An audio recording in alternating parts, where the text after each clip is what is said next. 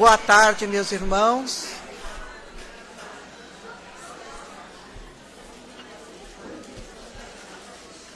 É para aumentar o som, a altura.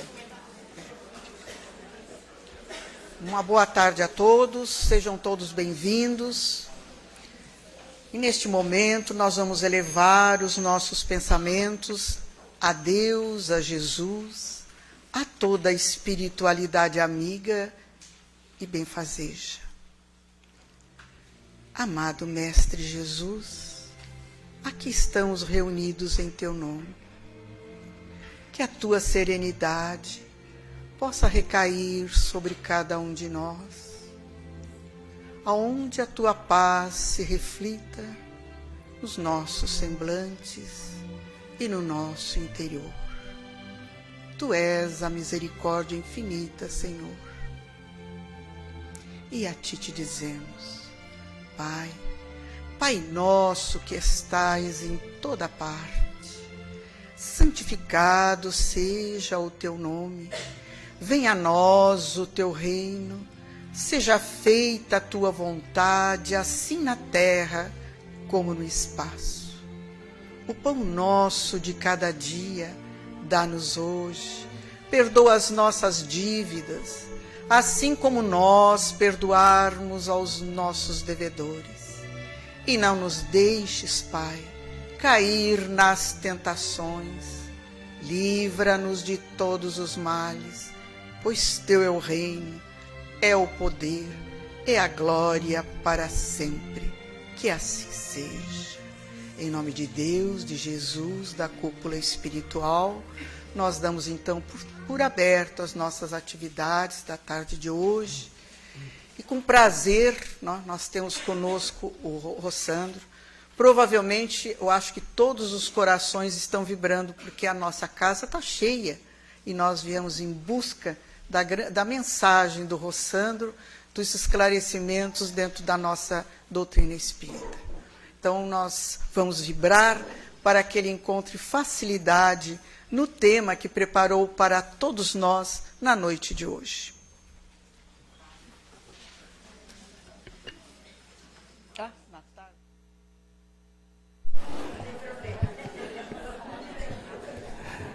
É a tarde, né? Tá, tudo bem.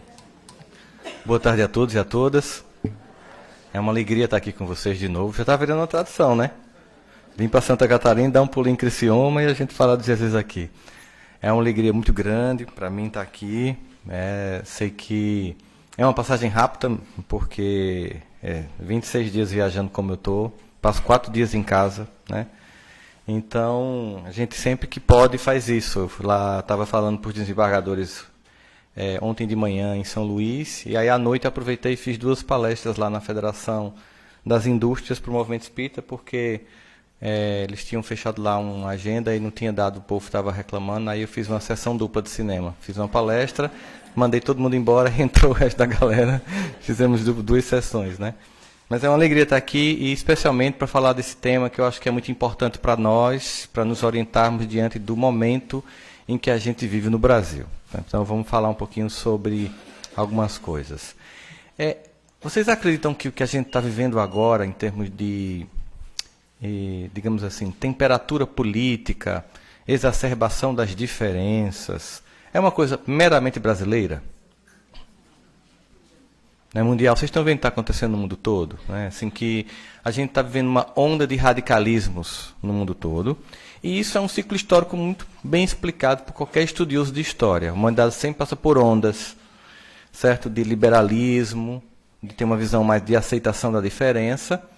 Às vezes esse grupo minoritário começa a querer se afirmar de forma tão intensa que começa a gerar uma reação no grupo majoritário, que vem com uma onda de radicalismo e de intolerância. E depois, porque também violenta esse processo, gera-se uma onda de voltar ao respeito. Então a gente está vivendo essa onda. Claro que cada vez que esse movimento acontece, ele acontece com menos intensidade do que no passado. Então, quando a gente, por exemplo, observa no cenário político, não sei se aqui acontece de os partidos ter cores e durante a campanha ter bandeirinhas das cores dos partidos. Acontece no país todo, no mundo todo, como nos Estados Unidos, o azul dos democratas e o vermelho dos republicanos. Então, acontece em todo lugar isso. Se a gente olha para aquela cena e vê os políticos se agredindo, aquelas pessoas com aquelas bandeirinhas nas ruas e dizendo que o meu candidato é bom, o seu não presta, e pensa assim, que mundo inevoluído, a gente esquece do processo histórico mundial. E esquece que essas bandeirinhas e essas cores, elas estão substituindo espadas e lanças. E que essas bandeiras estão substituindo brasões de famílias que se sentiam assim com o direito de ter o poder perpetuamente, porque estava no sangue, e hoje em dia ele oscila politicamente, certo?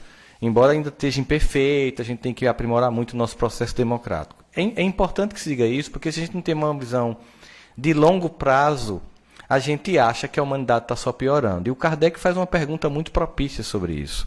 Ele pergunta assim, por que analisando a sociedade humana, a sensação que temos é que, ao menos do ponto de vista moral, ao invés de avançar, recuamos? Observa que ele foi muito lúcido nesse momento, porque ele constata o seguinte, não, do ponto de vista material, não há como negar que há um avanço constante.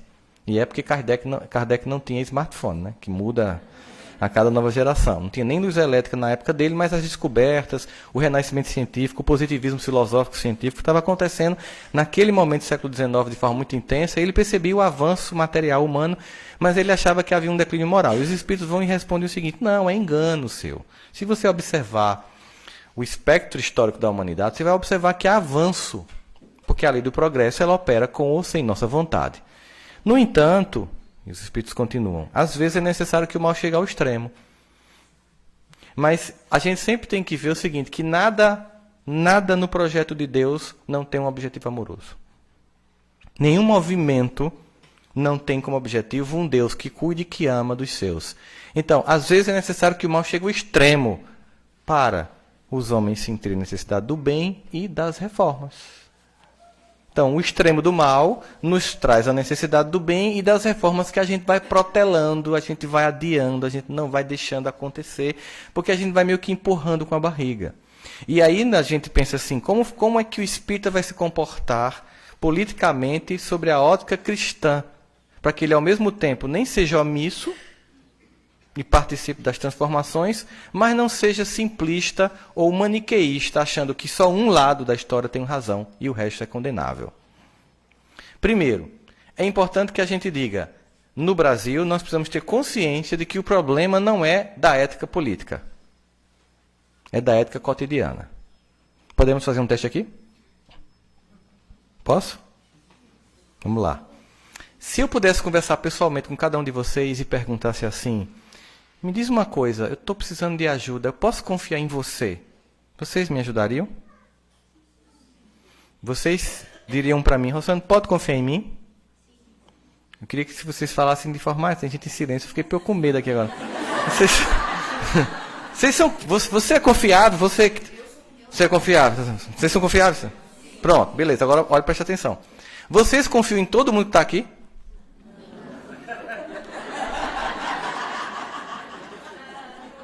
Lembrei agora de Legião Urbana. Que país é esse? Né? Que país é esse em que todos nos achamos confiáveis, mas não confiamos em ninguém? Percebe que não é ética política? Por que o objetivo da doutrina espírita não é redenção? Não é um objetivo apenas de trabalhar um objetivo político, social? Tipo assim, muita gente achou, como Barrabás, que Jesus era um manifestante político que tinha que libertar Israel de Roma. E Jesus queria libertar a alma do jugo. É uma libertação muito mais profunda. Não é uma libertação histórica, é uma libertação atemporal, para todos os tempos.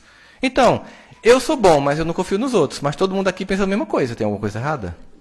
Todo mundo aqui é bom, mas desconfia de todo mundo. Nós temos no Brasil, que foi escolhido por Cristo para receber um monte de caídos e falidos morais, a construção de um novo tempo. Estamos aqui numa UPA emocional do Evangelho. Num hospital de emergência. E que tem gente que acha que é doutor. Quando tudo é paciente. Com o único médico que se chama Jesus. Né? Então, o que a gente pensa? Eu preciso transformar-me e transformar o meu país. Para que ele fique cada vez mais apto a ser o coração do mundo e a pátria do Evangelho. Para isso, eu preciso ter uma visão fraterna de todos. E para ter uma visão fraterna de todos, eu preciso sair do eixo infantil que tomou conta do psiquismo do mundo e particularmente no Brasil. É muito simples para você fazer um teste do eixo infantil. Entre no grupo do WhatsApp da sua família e coloque 2 frases para você ver o caos. Uma é Lula livre e outra é Bolsonaro na cabeça. Então, um coloca Lula livre, o outro coloca Bolsonaro na cabeça e a família divide no meio. Pá! Inimigos mortais. As pessoas brigam por estranhos que nem nos conhecem. Pessoas se digladiam por pessoas que não estou aqui desmerecendo nenhum dos dois. São filhos de Deus tão amados quanto qualquer um de nós. Mas por que achar que um é do mal e outro é do bem? Por que essa visão tão infantil? Eu acho que é completamente percebido e compreensível no mundo plural como o nosso, que nós temos que ter as várias manifestações de política, de cultura e de arte, e nós também temos direito, porque Deus nos deu livre-arbítrio, de se sintonizar mais com um lado ou com o outro, o que nós não podemos.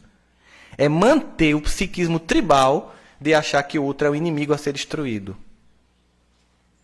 Kardec, aqui em O Evangelho segundo o Espiritismo, nos apresenta no capítulo 13, Não saiba a vossa mão direita o que dá a vossa mão esquerda, num título bem particularmente provocativo, chamado Beneficência Exclusiva.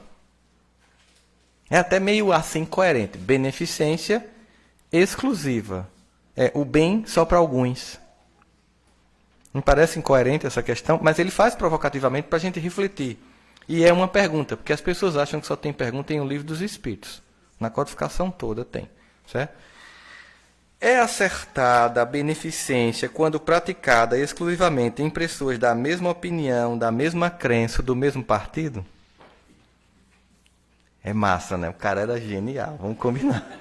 O cara é genial, esse Kardec. Olha que coisa incrível, gente. É uma pergunta feita ali no meio do século XIX. Muita gente, eu faço parte da Fraternidade Sem Fronteira, que é aquela ONG, né, que ajuda. A gente está com 15 mil órfãos na África. A gente chega lá e as pessoas dizem assim, por que não ajuda no Brasil? Né? Porque vocês não têm noção do nível de miséria que é na África. A gente chega numa tribo, entra lá e tem um menino de 9, cuidando de um de 3 e de um de 2, porque os pais morreram. Isso não tem aqui, gente. Quando a gente vai para Madagascar, o nível de pobreza é maior que o da África continental. Aqui tem estados de bem social, tem um monte de estrutura, porque é uma fraternidade sem fronteiras. E as pessoas ficam reclamando. Embora a gente cuide das crianças com microcefalia, que tem no país inteiro. As pessoas acham que só tem no Nordeste? No país inteiro. Acontece que as famílias na região sul escondem com vergonha. Mas a gente recebe crianças lá de Curitiba, de Porto, todo canto. Porque montamos lá um esquema de um protocolo de atendimento e desenvolvimento neurocognitivo de crianças com microcefalia, que a Fraternidade Sem Fronteira mantém. Mas Kardec pergunta, ó, eu só devo ajudar a quem tem a mesma opinião, a mesma crença, o mesmo partido? E os espíritos, claro, eles são muito diretos, né? Primeiro, não. Vírgula. Mas ó, sempre com um objetivo. É engraçado, porque toda resposta tem um objetivo de ganho, de aprendizado. É um objetivo pedagógico e amoroso. Não. Porquanto, precisamente, o espírito de seita e de partido é que precisa ser, olha a palavra que eles usam, abolido. Não é diminuído. Não é minimizado. É abolido. Precisamos destruir o espírito de seita e de partido. Porque como é que eu vou construir um projeto de fraternidade se eu lhe vejo como alguém que é antagônico a mim? Se eu não posso perceber que você é capaz de discordar de mim de um ponto e nem por isso eu ser seu inimigo. Quantos de nós aqui tem parentes que são de outras religiões? Quantos de nós aqui tem parentes que votam em candidatos que são completamente opostos ao que a gente acredita como proposta legal para o país? E você não tem que conviver com essas pessoas? A própria família dá uma experiência da divergência para que a gente possa aprender a entender que o amor não é um amor condicional, em que eu só amo você se você gostar do que eu gosto. Isso não é amor, isso é interesse, isso é fácil. Amar é amar apesar de. O amor infantil, né? Um amigo meu chegou, Sandro, eu finalmente encontrei a mulher da minha vida. Eu perguntei, qual é a diferença entre essa e as últimas 7? E ele saiu com a pérola da infância emocional e psicológica nos relacionamentos. Ela gosta de tudo que eu gosto. Ela escuta tudo que eu escuto. Assistimos as mesmas minisséries na Netflix, mãozinha dada juntos. Eu fiz isso, não é um casamento. Isso é o quê? Isso é um tédio. Porque você não discorda de você, não acrescenta nada, não apresenta outra música, não apresenta outra série, não tem nada. É tudo sim, senhor. Sim, Habib, não tem mudança. Primeiro que é uma fantasia. Basta passar um mês para ver que não é assim. Não tem como ser assim. Gêmeos univitelinos são diferentes, porque os espíritos são únicos. Eles podem se expressar no mesmo corpo, mas carimbam nesse fenótipo um espírito único e diverso. Então, não, porque precisamos abolir. Vejo que são irmãos todos os homens. O verdadeiro cristão vê somente irmãos em seus semelhantes e não procura saber antes de socorrer o necessitado qual a sua crença, ou sua opinião, seja qual for.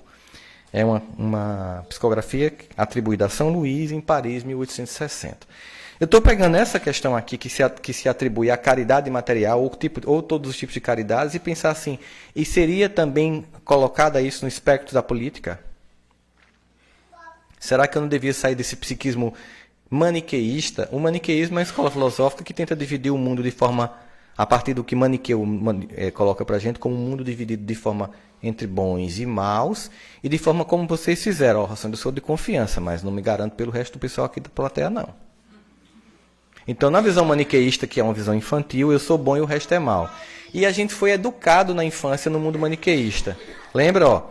He-Man contra Esqueleto, Thundercats contra Munra, Pipiu contra Frajola, né? O tempo todo, os maus contra os bons, os Smurfs contra Gargamel, não é assim? Quem são os bons? Quem são os maus? O que isso traz de contribuição para o processo evolutivo do indivíduo? O que é que eu estou fazendo aqui? Eu estou fazendo uma projeção da minha sombra no outro e não reconhecendo em mim a minha própria sombra. Eu reconheço a falta de ética no outro, mas não reconheço em mim. Talvez a gente possa pensar, Sandro, mas vamos pensar, pensa comigo, olha, o que é pegar um recibo para diminuir o pagamento de imposto de um tipo de tratamento que eu não fiz, e é um crime, diante de 53 milhões achados num apartamento em Salvador? Sandro, o que é baixar um filme na internet em torrent, porque eu não quis pagar para assistir, ou eu não assino uma TV para ver, diante de bilhões desviados na Petrobras? Sandro, o que é colar numa prova diante do crime organizado? O que é parar em fila que deve ser dado para deficientes ou idosos, bem rapidinho, só porque eu tenho que tirar um dinheiro ali no caixa, diante de tanto crime? Do ponto de vista dessa análise, parece nada, não é? Em comparação, em termos de quantidade, não é nada. Mas o problema é que, se 220 milhões de pessoas tiverem a mesma opinião, e é o que acontece, não faz diferença nenhuma a minha, não faz diferença a sua, mas quando juntos os 220 milhões pensando desse mesmo jeito, nós temos um país que não está funcionando. E é muito fácil projetar toda essa sombra no mundo político, até porque nossos irmãos da política, vamos combinar, nos ajudam muito a projetar neles a sombra. Eles colaboram, facilitam muito o percurso para a gente, né? Mas é muito infantil você deixar assim, eu vou só projetar lá fora e vou esquecer do meu compromisso. Então não adianta eu imaginar que o problema do Brasil é crise política. Ela é também política. Não adianta eu achar que o problema do país, do mundo hoje, é uma crise moral. Ela é também moral. Não adianta eu achar que ela é exclusivamente uma crise econômica. Ela é também econômica. Ela é política, econômica, ela é social e cultural. Por quê? Porque duas chagas continuam impregnadinhas no nosso espírito. O orgulho e o egoísmo. As duas chagas apresentadas pelo mundo espiritual, em o Evangelho segundo o Espiritismo, como sendo os motivos de a gente não avançar. Orgulho, eu estou certo. Egoísmo, quem tem que ganhar é o meu grupo, e o resto que se vire. Entende? Orgulho, eu posso colocar meu filho numa escola cara aqui de Criciúma, ele fazer inglês e fazer intercâmbio lá fora. Egoísmo, os outros que se virem. Porque eu não tenho compromisso nenhum em obrigar o município a dar uma educação tão boa para os filhos das pessoas que não têm dinheiro quanto eu posso pagar o meu filho na escola. Eu sou indiferente a isso. E acho que estou contribuindo com a evolução do planeta. Se quiserem, eu vou embora. Vocês estão ficando muito sérios, estão achando assim. Né?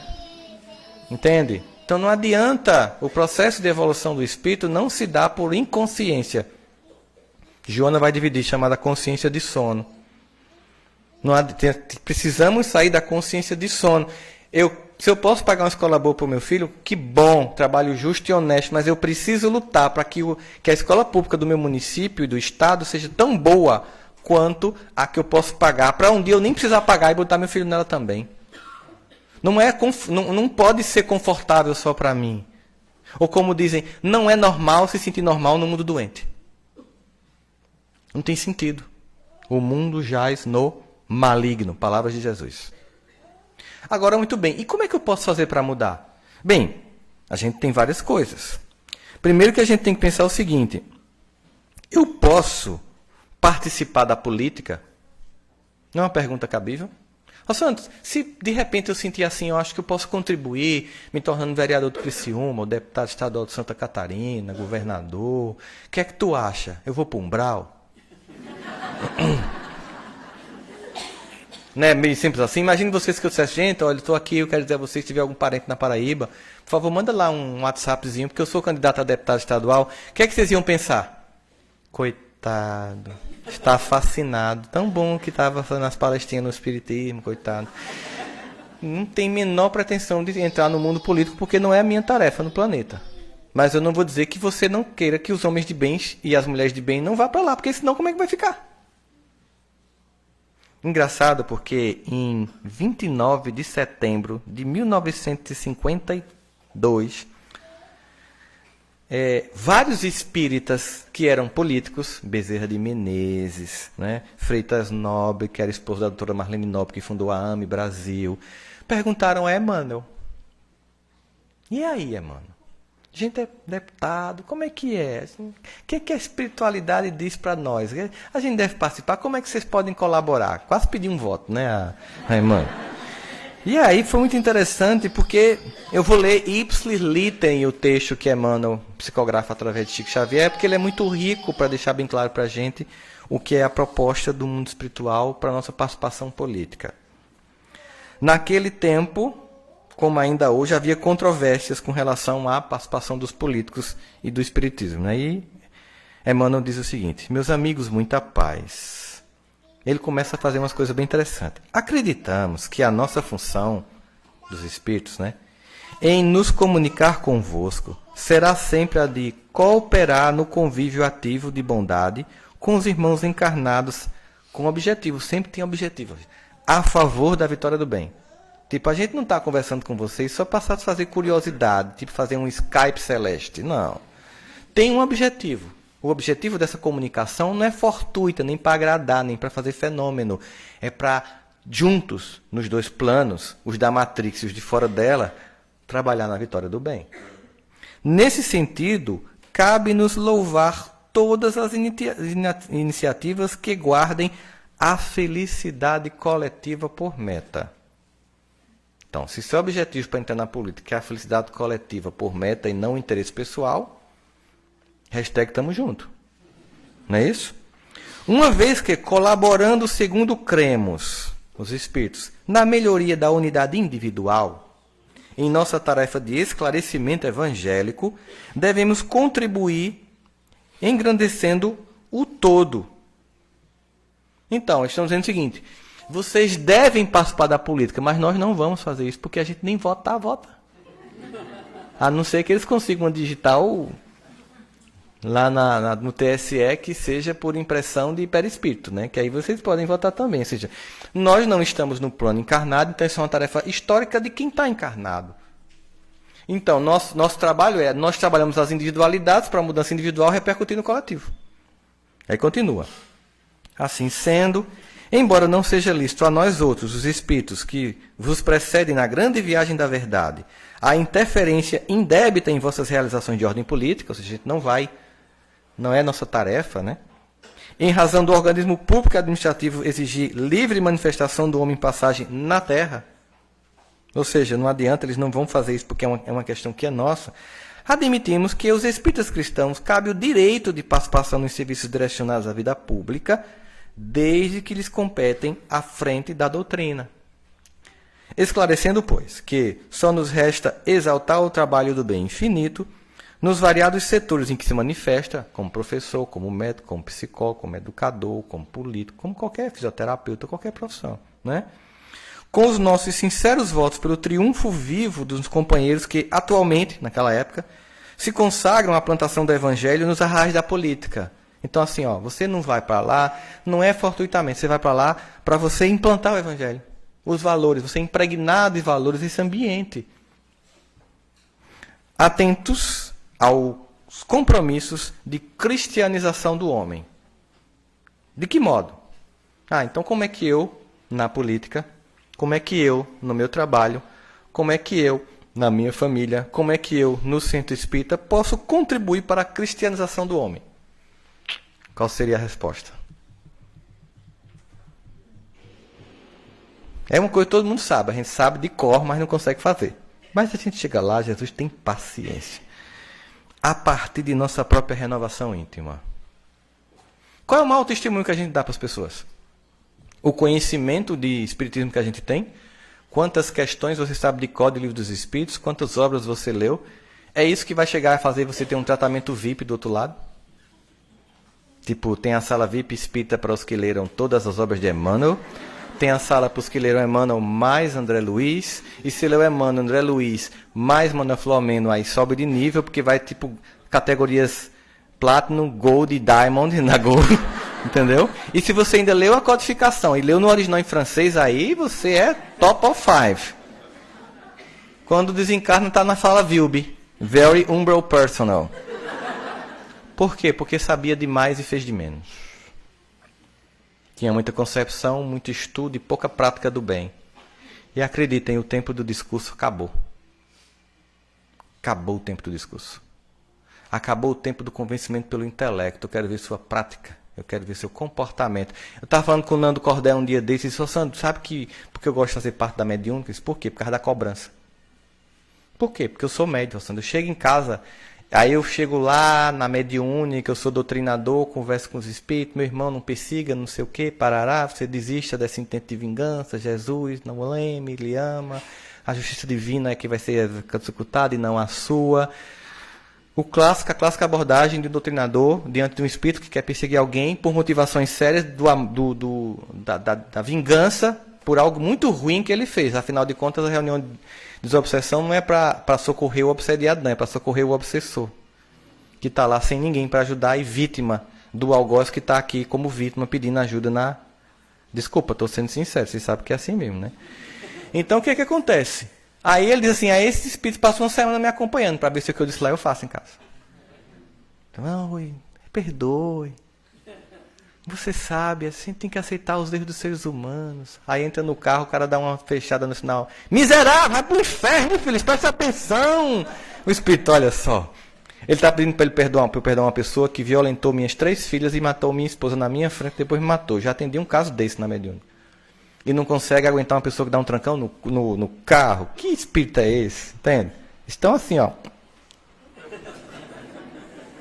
Tô de olho. Então a época do discurso se esgotou.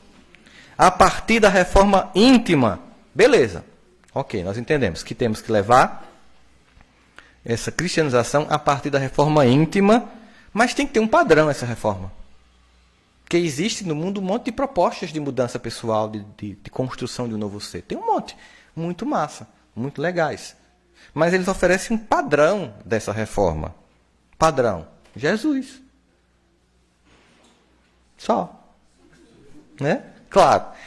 Como nós somos espíritas, sabemos. Como meta a um dia ser alcançado. Agora, não é porque um dia vai ser alcançado que eu vou falar, eu vou deixar para a próxima encarnação. Tem que começar. Tem que entender que esse processo é um processo que eu preciso participar. Pedimos a bênção do Altíssimo para que todos nós, acima de tudo, possamos buscar o nosso dever bem cumprido. Pronto, então aqui estabelecemos. Nós não vamos participar ativamente, vamos ajudar por indivíduos. Os indivíduos devem participar com o objetivo de cristianizar sobre um padrão de reforma pessoal que seja o próprio exemplo sobre os padrões de Jesus. Entendeu como é o contexto que eles oferecem? Pode participar, vai lá, se candidata. Problema nenhum. Claro, você se candidatou, aí você é expositor, você é presidente de casa, você dá passe, você tem que dizer, gente, eu vou precisar sair das minhas tarefas, eu vou continuar frequentando a casa, mas eu não quero usar o meu espaço para tentar influenciar e pedir voto. Então, eu não vou dar mais palestra durante esse tempo, eu não vou dar passe, mas eu vou continuar frequentando, não vou ser expurgado do movimento, porque eu sou um candidato, entende? Então, é sobre essa condição. E aí eu preciso ser candidato para fazer a mudança política, histórica, ética de um país? Não. Eu também posso fazer isso, mas eu posso fazer sob outras perspectivas. Eu posso fazer sendo um ativo participante da mudança histórica. Porque o que mais tem no Brasil é gente que vai nas redes sociais e faz Muda Brasil. E clica curtiu, Muda Brasil. Hashtag Muda Brasil. E não muda. Não há mudança pessoal. Eu gosto muito quando, na Divina Comédia, Dante Alighieri vai chegando nas portas do inferno. E Homero, que o ligou para o céu, para o purgatório, vai entrando no inferno e diz, calma, eu preciso lhe dar um recado. Que é, aqui no inferno, os lugares mais quentes foram reservados para os espíritos que se mantiveram neutros em tempos de crise. Eu vou repetir, para ficar bem fixo em vocês. Aqui no inferno, os lugares mais quentes foram reservados para os espíritos que se mantiveram neutros em tempos de crise. E existe mais espírito ruim ou bom no mundo?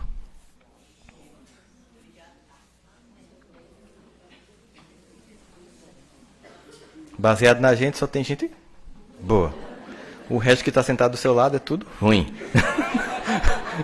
Perceberam, a pesquisa aqui foi séria, né? O negócio repete no país todo.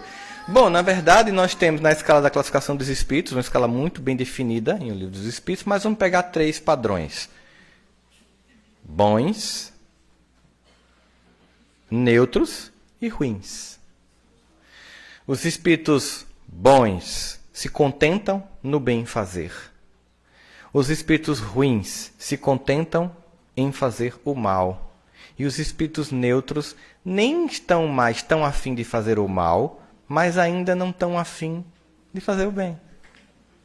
É lá que essa galera tem um lugarzinho quente reservado. Porque o que é a omissão? Que se mantiveram neutros em tempos de crise. O que é a omissão? Omissão, por exemplo, se você está passando num edifício, vamos pensar do ponto de vista legal. Advogados e juristas aqui podem me ajudar. Você vai passando num ambiente e vê que uma criança está caindo de um edifício e você pode salvá-la e você não salva. Como é que é previsto isso no Código Penal? Omissão de socorro. Por que omissão? Porque você tinha condições para fazer, mas não fez. A pergunta é, eu tenho condições para fazer transformações no país? Aí eu queria uma resposta.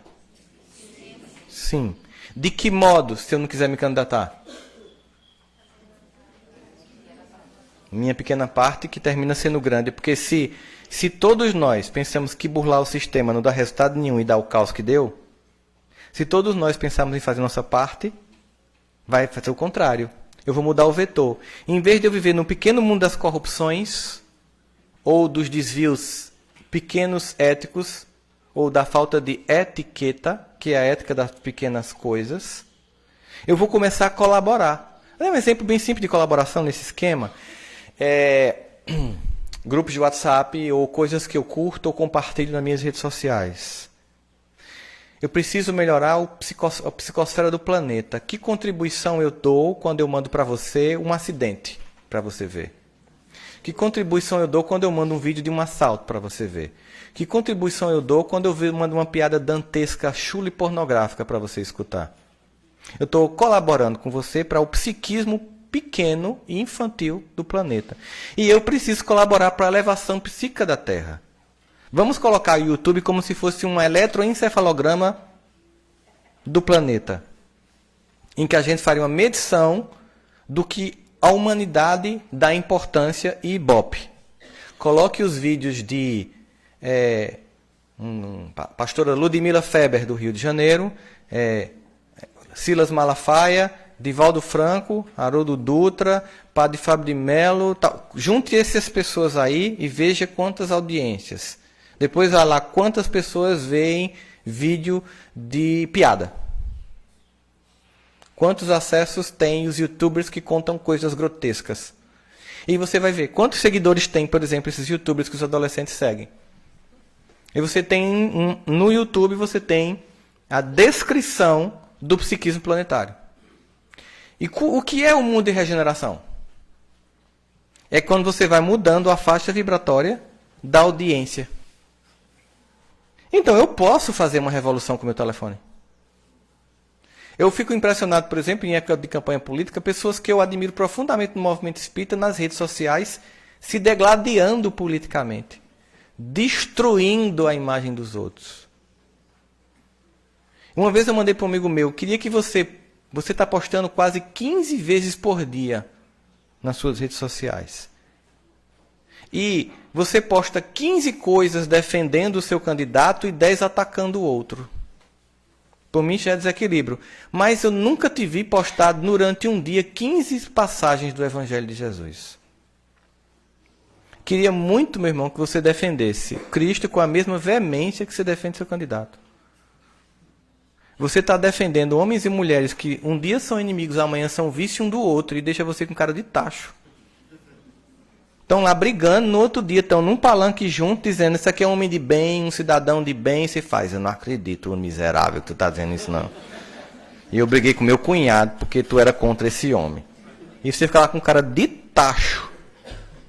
Porque é a bandeira dos trabalhadores da última hora. Quem somos? Que já conheceram o Evangelho e não usaram para o bem, mas para os interesses pessoais. Mas de um Deus que tem uma misericórdia infinita e jamais desiste, recebe um novo convite. O chamamento é para que Jeová Nissi, o Senhor é a minha bandeira, em hebraico, Jeová Nissi. Nessa encarnação, gente, para a gente, a bandeira a ser erguida com veemência e com doçura é a do Cristo. Isso não me impede de postar coisas a favor do meu candidato. Mas faça o seguinte, coloque tudo que você defende e não ataque ninguém. Já dá uma grande contribuição. Tem gente que posta fake news sem saber. Por pura imaturidade. Vivemos um mundo que está sendo controlado por pessoas que diariamente criam manchetes. Eu vi um jovem numa reportagem sobre fake news, é uma cidade da Croácia, que é a maior produtora de fake news do mundo. E ele dizendo assim, por que você posta fake news? Porque as pessoas são estúpidas, elas acreditam em tudo que eu posto. Durante a campanha lá nos Estados Unidos, ele colocou que Michelle Obama era um travesti. E vocês não têm a noção de quantidade de gente nos Estados Unidos que até hoje acha que ela é. Porque as pessoas querem enxergar isso. E que maturidade é nisso? Que respeito é nisso? Entende? Então a gente tem que ter essa maturidade de eu posso participar desse panorama político, mas eu posso participar com equilíbrio. Eu posso defender o lado que eu acho que está mais de acordo com a forma como eu penso a construção do social. Seja no espectro da esquerda, da direita, do centro, que é meio difuso no país, porque depois esse povo está tudo junto, né? A gente nunca sabe o que danado é, mas vamos lá. Eu posso defender, vai lá, coloca tudo que você acha que é certo. Coloca o que durante a administração dos governos que você defende foi feito de legal, mas deixa de atacar os outros. Porque aí você sai do ataque para a defesa. Você se manifesta sem afetar os demais. Usa suas redes sociais todo dia para colocar uma coisa boa e positiva. Ressalta o lado bom da humanidade. Porque Brasil que vai mudar não é o Brasil dos políticos. É o Brasil de pessoas que num dia de semana, de 5 e 10 da tarde, estão aqui para ouvir falar de Jesus. São nessas pessoas que eu acredito que vai haver mudança. Embora elas achem que os outros que estão do lado dela não prestem. Eu acho que... São essas pessoas. Eu acho que a mudança não vai vir apenas desse aspecto. Vai ter que se contaminar lá também, mas tem que começar aqui por nós. Tem que ser uma revolução nossa, pessoal. A Adriana Mello é a médica que fez a relação entre Zika, vírus e microcefalia. Ela esteve comigo sexta-feira, lá no programa da Fátima Bernardes. Eu fiz questão de levá-la porque a primeira criança, Catarina, que foi diagnosticada com microcefalia, quando a Adriana tentava provar que havia uma relação e ninguém acreditava, estava tendo um congresso mundial de medicina fetal em São Paulo, e o maior especialista do mundo israelense estava em São Paulo. E ela disse, se é sim, ele disse, não é. Aí ele disse, eu posso trazer 2 mães de Campina Grande para lhe provar? Pode. Aí o prefeito mandou, quando ele fez a ultrassonografia que ele viu, ele disse, você fez uma descoberta científica. A mãe, que estava parecendo uma pessoa analisada, perguntou, o pai perguntou, minha filha vai sentir a minha presença? E o médico disse, ela vai ser um vegetal, não vai saber nem que você existe. E Catarina está indo para o colégio. Catarina anda, Catarina está falando. E aí, o governo inglês chamou a Adriana e disse, você não quer ser cidadã britânica, não? Você e toda a sua família? Ela disse, meu compromisso é com o meu país. Aqui está tudo pronto, lá tem tudo por fazer. Claro, ela é espírita, ajuda. Tem 2 pós-doutorados em medicina fetal, com 42 anos de idade. Está lá. Enquanto muita gente está pensando na mudança política, a Adriana está lá. Não só fazendo ciência médica, porque ela não é apenas uma médica, ela faz produção de conhecimento médico. Criando um protocolo de atendimento que vai servir para as crianças com vários transtornos neurocognitivos, inclusive paralisia cerebral. Porque as experiências de fisioterapia têm feito com que o cérebro compense a área que faltou com outra área por estímulo pela neuroplasticidade das crianças. Mas ela percebeu que as mães estavam tentando se matar. Porque os maridos abandonam as mães, porque não aguentam o tranco. A criança exige quase que 24 horas de atenção. Elas não conseguem trabalhar. Vocês acreditam que elas são tão condicionadas que quando a gente chega lá e pede à criança, ela não... Você vai segurar? Sim, vou segurar para você. Ela não sabe mais. Assim, você entrega, ela fica sem saber o que fazer. A gente está criando uma casa de acolhimento para as mães, para as crianças, porque a Adriana recebeu o prêmio de todo o governo brasileiro, mas nenhum real. Quem está ajudando? A Fraternidade Sem Fronteira. Esse último livro que eu fiz, que é todo doado para lá. Então, é essas as mudanças que nós vamos fazer no cotidiano da gente, sabe? No meu emprego, lá onde eu trabalho. Eu preciso ser aquele professor de escola pública que, quando todos os meus colegas só fazem reclamar do sistema, eu continuo lutando de forma justa por mudanças sindicais, melhoria de salário, melhoria de condição, que se melhorar muito, é ridículo e desonesto que se paga um professor no Brasil. Precisa melhorar muito, mas, sabe, eu faço essa luta política todinha, mas quando eu fechar a porta da sala de aula, eu sou o professor. Eu sou a professora. Eu não sou aquele que olha para aquele menino que está na periferia, que os pais são usuários de droga, e olha assim, não tenho o que fazer mais. Se você é um educador que olha para uma criança e acha que não tem o que fazer, pelo amor de Deus, se aposente. E vai vender bolo de pote. Pelo amor de Deus. Não faça isso. Você já pensou?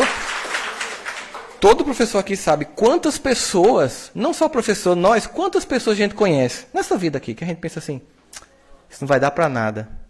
E de repente, nós somos almas eternas, gente. De repente, a pessoa... Ei, floresce. Entendeu? E tem pessoas que você fez assim, esse aí vai ser o gênio. E... Não é assim? Parentes, né? Tem gente assim, que era a promessa da família e... Tuf! Não sei se aqui tem um conceito de gorá. Bomba que você acende e não explode. A gente chama de gorô a bomba lá no São João. Acende, todo mundo fica naquele tensão e... A bomba gorô.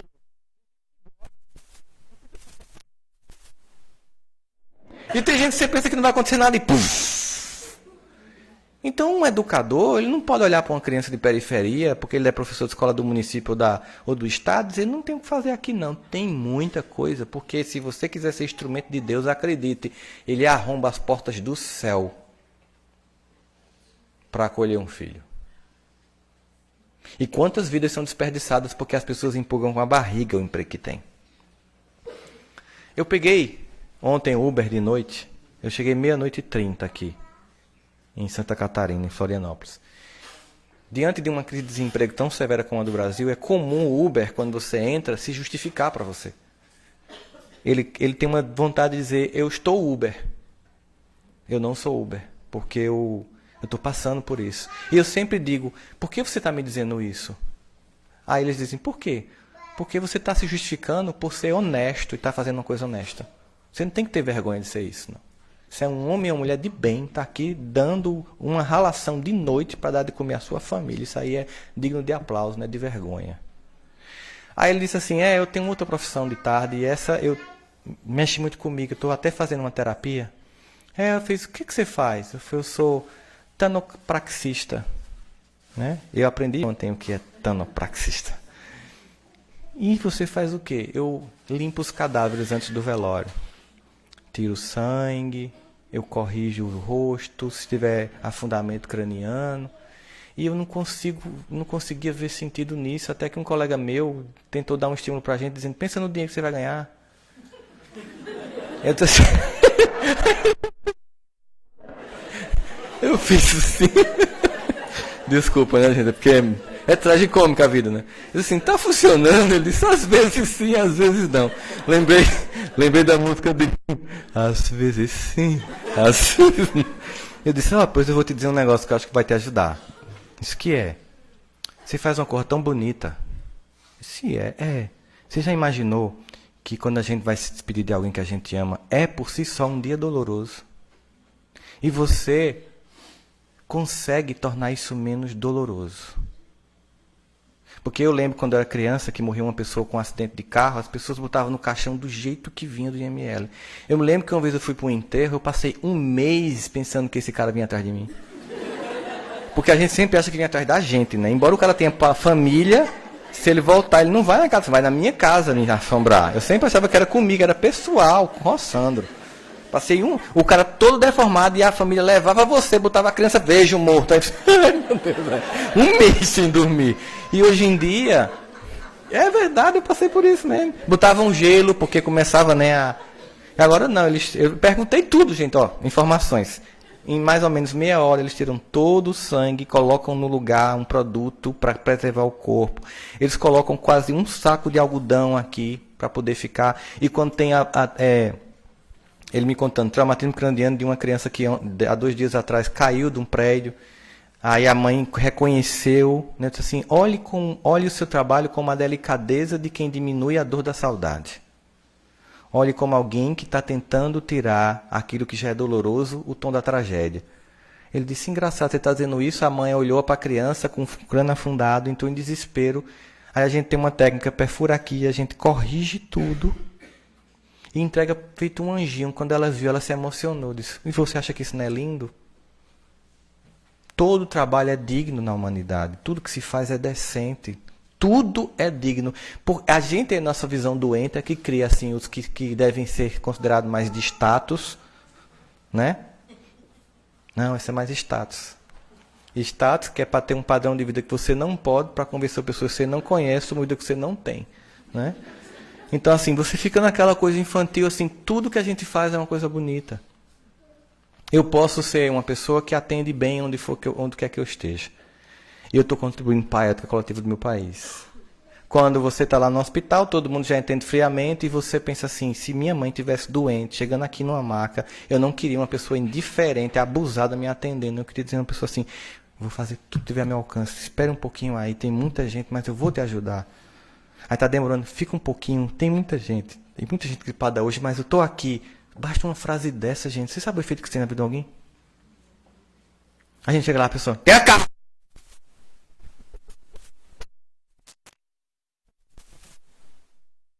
Não, porque é aquele pacto, sabe? Todo mundo atende mal, eu tenho que atender mal também. E que cristão sou eu? Se eu, em vez de pegar o evangelho e levar para lá, eu viver o evangelho no final de semana. Eu sou cristão meia boca.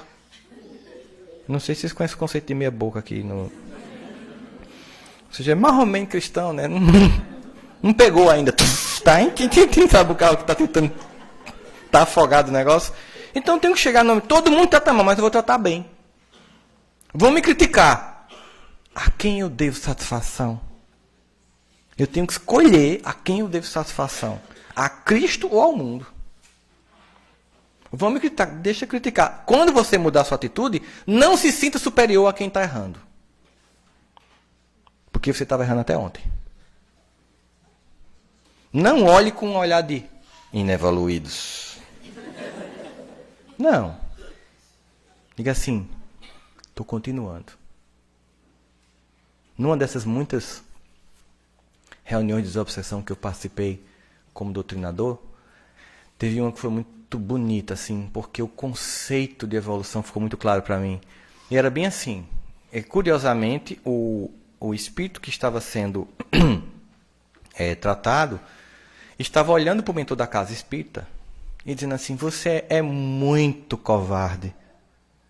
Você é muito covarde. Você tem coragem de pregar o evangelho de Jesus para mim? Eu, dizendo para o mentor, né? O mentor, claro, meu irmão, eu tenho sim. Logo você que nos dirigia antes. E agora você mudou de lado. O que era o mentor da casa, no passado, era dirigente dos obsessores. Né? Aí ele disse: meu irmão, eu não mudei de lado.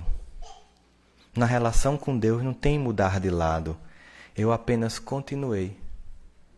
E estou te convidando para continuar. Vê a diferença? Não tem PT, PSDB, Marina, Bolsonaro. Existem pessoas que têm que continuar. Não existe o bem, existe espíritos amados por Deus que têm que continuar, porque nenhuma ovelha se perderá nos apriscos do rebanho do meu Pai que está no céu. Mas basta um grupo de estudo e uma pessoa irritante que a gente sonha para ir para outro centro espírita. Primeiro teste. Vá-se embora. Né? Porque é o teste, assim, vamos ver com a alteridade, com a diferença. Precisamos estar dispostos a contribuir para um mundo novo. Precisamos estar dispostos a contribuir com um país novo.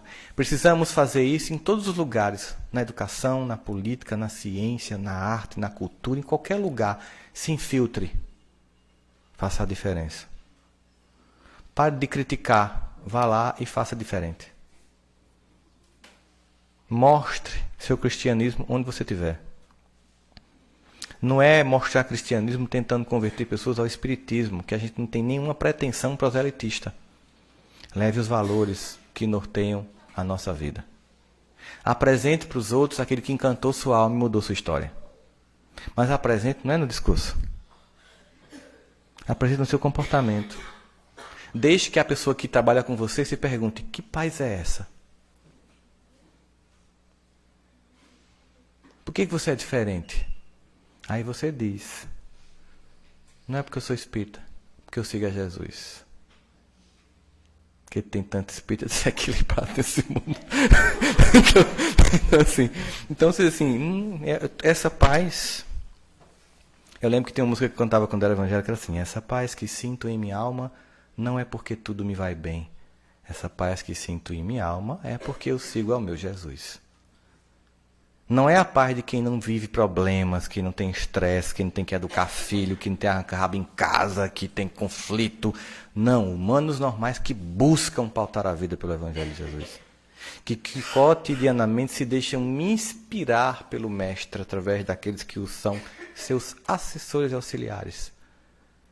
Que podem ser chamados de anjos, podem ser chamados de espíritos, não importa que nome se dá, a todos os que apenas servem a Cristo. Que é a nossa mais alta esperança, nosso alvo e nossa meta.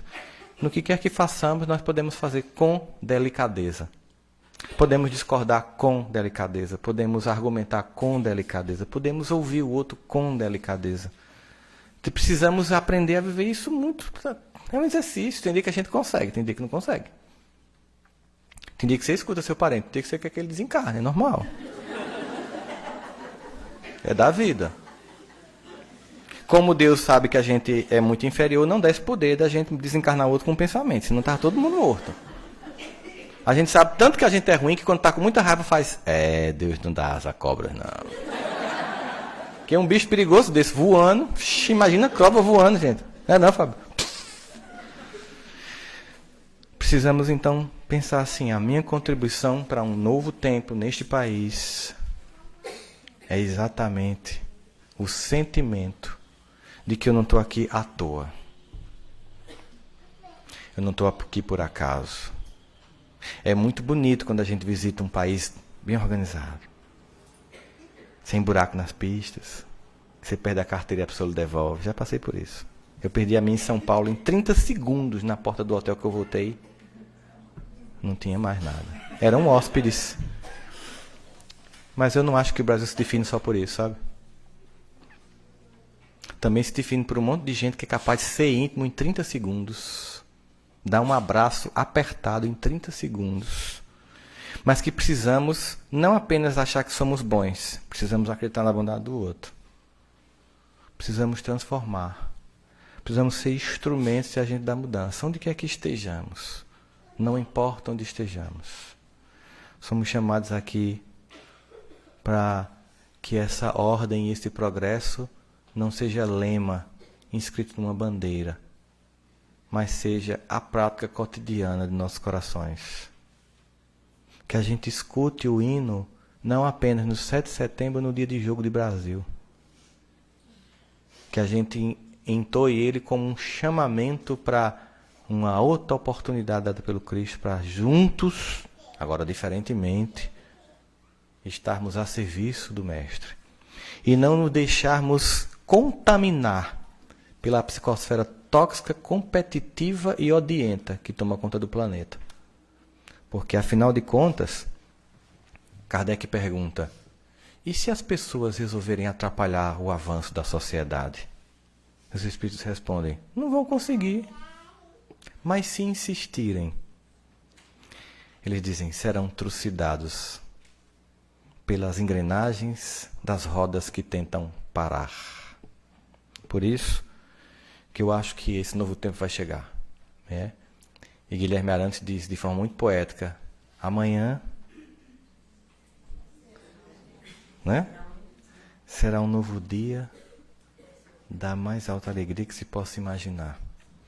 Amanhã, mesmo que uns não queiram, será dos outros que esperam ver o dia raiar. Amanhã, a luminosidade alheia a qualquer vontade será plena. Que possamos nós não sermos os que atravancam, mas com Cristo fazem avançar em nossas vidas a vida do nosso país, do nosso planeta. Muita paz a todos.